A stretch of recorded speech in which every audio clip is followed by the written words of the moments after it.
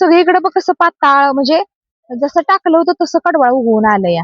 आपण कडवाळ कसं काय उगवलंय म्हटलं, जाऊन बघावं तरी. तर छान उगवलंय बघा. मस्तच कडवाळ असं एक एक एक एक हे आलंय या. एवढं एवढंच आलंय, एवढं एवढं. उद्याच्याला 2 दिवसात पूर्ण दिसेल बघा. तर आपण कडवाळ इसकटून कोळपा फिरवून टाकलं होतं आणि नंतर पाणी पण लावलं होतं. मग आता कडवाळ आपलं एवढं एवढं उगवून आलंय बघा. पातळ असं चांगलं एकदम छान सगळ्या रानात पूर्ण कडवाळ उगवून आलंय. वैरण आपल्या गायांसाठी आपण केलेली, आणि मका काय अजून नाही उगवलेली, पण कडवाळ तर बघा उगवून आलंय या. एकच नंबर छान आलंय म्हणजे. तर बघा आपलं कडवाळ कसं उगवून यायला लागलंय, किती छान आलंय, नाजूक कवळं कवळं आहे का. कडवाळ टाकून 5 दिवस झाले बघा. उगवलं आपलं माळ रान आहे, जरा मागं पुढं होतंय पण उगवलं एकसारखं चांगलं कडवाळ उगवलंय.